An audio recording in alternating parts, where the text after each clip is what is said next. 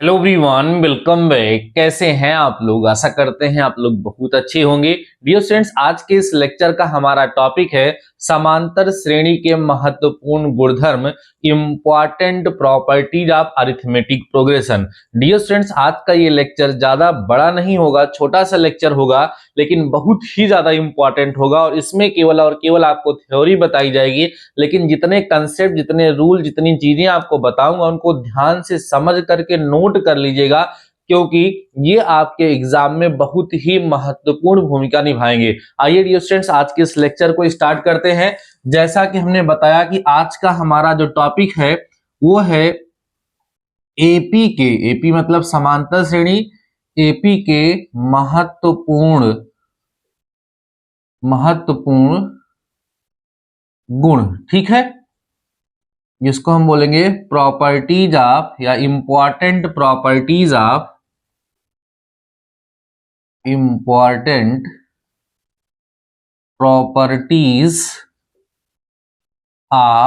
AP.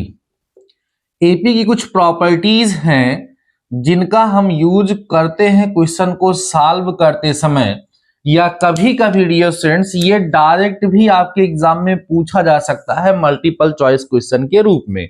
तो आपको इस चीज को ध्यान रखना है। सबसे पहला गुण जो है वो मैं आपको बताऊं, कहते हैं कि यदि किसी एपी के, ध्यान देना डियर स्टूडेंट्स, यदि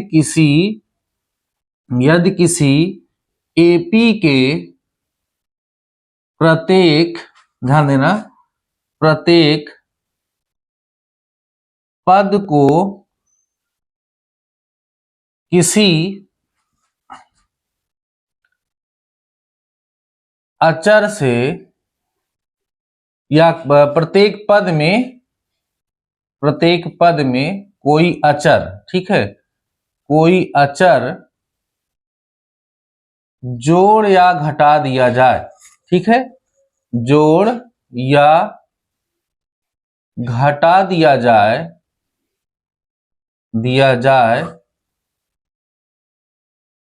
तो प्राप्त श्रेणी उसी सार्वंतर वाली, ध्यान देना डियर स्टूडेंट्स, उसी सार्वंतर वाली,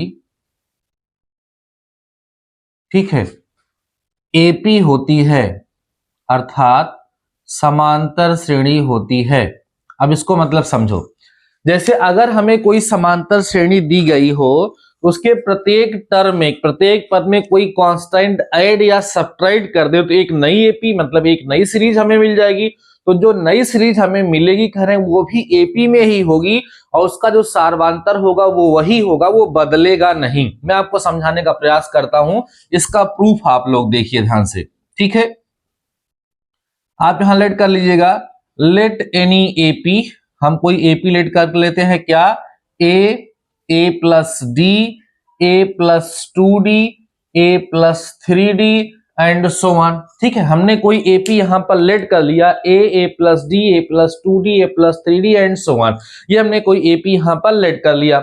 अब हम सपोज करिए कि इसमें लेट के इज एनी कांस्टेंट, हम लेट कर लेते हैं कि के जो है कोई क्या है, कांस्टेंट है, और इस के को इसके प्रत्येक टर्म में ऐड या सब्ट्रैक्ट करते हैं तो क्या मिल जाएगा, ए प्लस माइनस के, इसमें भी ऐड करेंगे तो ए प्लस माइनस के करके ऐसे डी बाहर कर लें, इसमें भी आप देखिए ए प्लस माइनस के ऐसे करके डी बाहर लिख लें, और इसमें भी ऐसे ए प्लस माइनस के करके हम लोग डी क्या करें, बाहर कर लें। अब आप देखिए जो रिजल्टेंट आपको मिला है, अगर हम इस चीज को कैपिटल ए लेट कर लें तो क्या मिलेगा, capital A plus D, capital A plus 2d, capital A plus कितना हो जाएगा, 3d हो जाएगा एंड सो ऑन। अब इस तरीके से आप देखिए ध्यान से, अगर ये एपी थी डियर स्टूडेंट्स तो ये भी क्या है, एपी है। और देखिए इसका केवल फर्स्ट टर्म जो है वो चेंज हुआ है, लेकिन इसका कॉमन डिफरेंस जो है वो चेंज नहीं हुआ है। इससे ये प्रूफ होता है कि अगर हम किसी एपी के प्रत्येक टर्म में कोई कांस्टेंट ऐड कर दें या सब्ट्रैक्ट कर दें तो जो नई सीरीज हमें मिलेगी वो भी किसमें होगी, एपी में ही होगी, और उसका जो कॉमन डिफरेंस होगा, जो सार्वंतर होगा, वो बदलेगा नहीं, वही रहेगा। इस प्रॉपर्टी को आप ध्यान से समझ लिए होंगे, इसको ध्यान रखिएगा, आगे चल के कभी कभी क्वेश्चन में ये यूज होता है, बड़ी इंपॉर्टेंट प्रॉपर्टी है। मैं इसको इरेज करने चल रहा हूं, दूसरी प्रॉपर्टी लिखते हैं, ठीक है। इसी प्रकार से डियर स्टूडेंट जो अगली प्रॉपर्टी है वो ये है कि यदि किसी एपी के प्रत्येक पद में कोई अचर, किसी यहां लिखेंगे में किसी अचर, ध्यान दो, किसी अचर से गुणा या भाग, ध्यान दो, गुणा या भाग कर दिया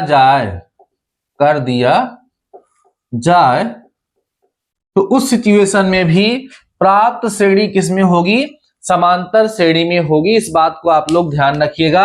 ये दूसरी प्रॉपर्टी हो गई। तो दो प्रॉपर्टी यहां पर आपको समांतर श्रेणी की बताई गई डियर स्टूडेंट्स की अगर हम किसी समांतर श्रेणी के प्रत्येक पद में कोई निश्चित संख्या जोड़ या घटा देंगे तो हमें जो नई श्रेणी मिलेगी वो समांतर श्रेणी में ही रहेगी, और उसके प्रत्येक पद में अगर किसी कांस्टेंट से मल्टीप्लाई या डिवाइड भी कर दें तब भी जो हमारी नई श्रेणी मिलेगी वो समांतर श्रेणी में ही रहेगी।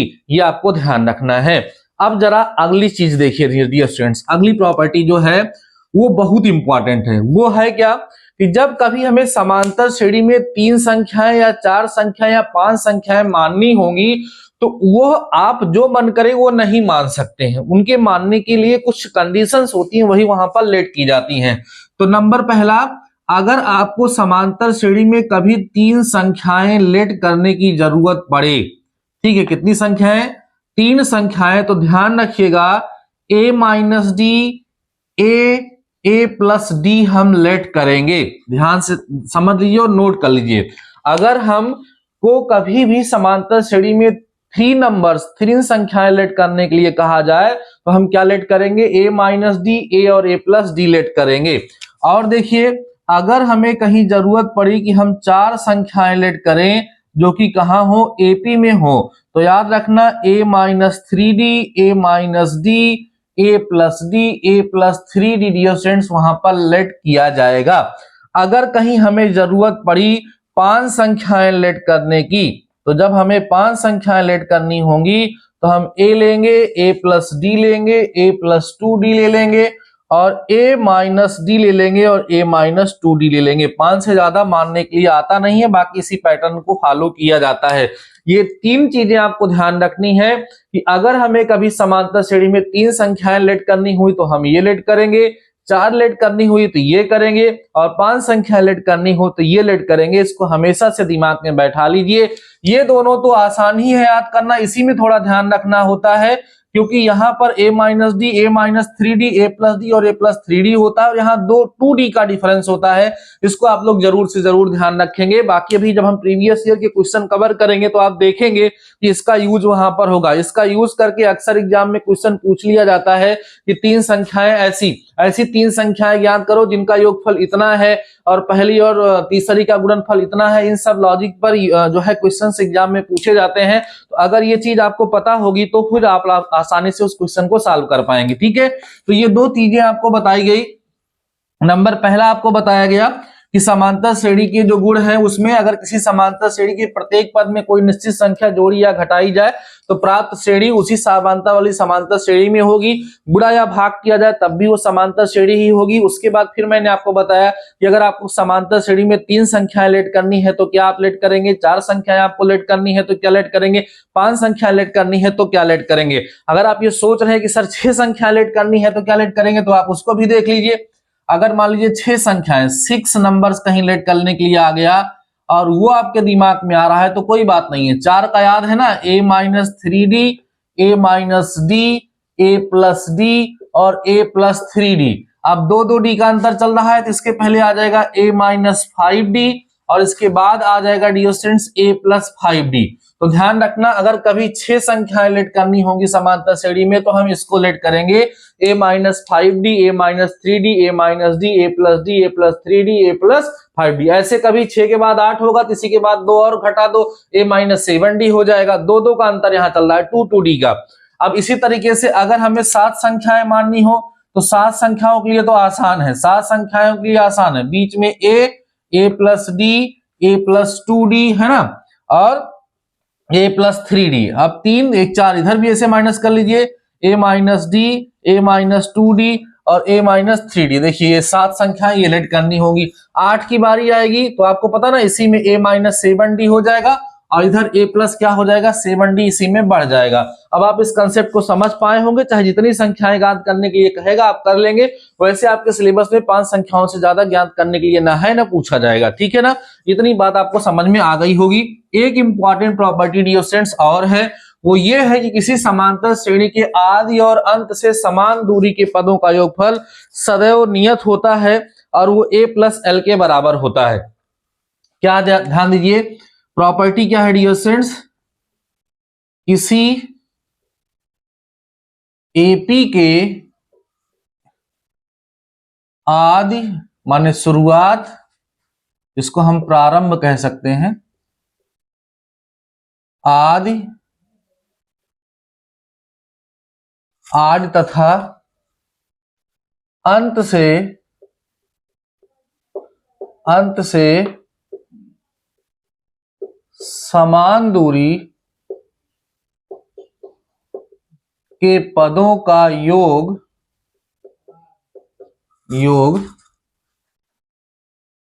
नियत होता है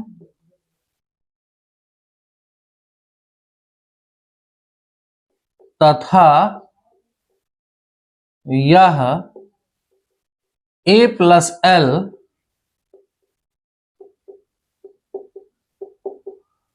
के बराबर होता है। ये प्रॉपर्टी है। देखिए, किसी एपी के आदि मतलब प्रारंभ तथा अंत से समान दूरी के पदों का योग नियत होता है, मींस कांस्टेंट होता है, ठीक है, कांस्टेंट होता है, तथा यह a प्लस l के बराबर होता है। अब इसका मतलब आप समझ लीजिए, जैसे कोई एपी हमें दी गई है, उस एपी के शुरुआत से 5वां पद निकाला जाए और अंत से 5वां पद निकाला जाए तो दोनों को जब जोड़ोगे तो वो a प्लस l के बराबर आएगा। अगर किसी समांतर श्रेणी के प्रारंभ से 8वां पद निकाला जाए और अंत से भी 8वां पद निकाला जाए, फिर जब दोनों को ऐड करोगे तो क्या आएगा, a प्लस l आएगा। इसी तरीके से किसी समांतर श्रेणी के शुरुआत से कोई भी पद निकालो और अंत से वही पद निकालो तो दोनों को जब ऐड करोगे तो वो कांस्टेंट a प्लस l के क्या होगा, इक्वल होगा। तो आइए सॉल्व करते हैं हम लोग। लेट अस कंसीडर, हम कंसीडर करते हैं any AP which first term equal to a, common difference equal to d and last term equal to l, ठीक है। Therefore nth term from start, प्रारंभ से nth टर्म पता करेंगे डियर स्टूडेंट्स तो क्या आएगा, n माइनस 1 इंटू डी, यही तो होता है। और and nth term from last, प्रारंभ से और अंत से हम पता करते हैं तो क्या आएगा, l minus n minus 1 into D, आपको पढ़ाया गया है। दोनों को ऐड करिए, दोनों का सम पता करिए तो क्या आएगा, a plus n minus 1 into D plus l minus n minus 1 into D, ये और ये कैंसिल हो जाएगा, क्या आएगा, a प्लस l के बराबर आएगा। तो ये इसका प्रूफ हो गया। आपने देखा कि हमने एक एपी ली, उस एपी के स्टार्टिंग से nth टर्म पता किया और उसके लास्ट से nth टर्म पता किया और दोनों का सम जब हमने किया तो a प्लस l के बराबर आया। इसी तरीके से अगर मान लीजिए शुरुआत से हम 5th टर्म पता करें तो a equal to T5 equal to A plus 5D, sorry A plus कितना डी आएगा डियर स्टूडेंट्स 4D आएगा। लास्ट से 5D पता करें, हम फिफ्थ टर्म पता करें तो क्या होगा बताइए, L माइनस 4D आएगा।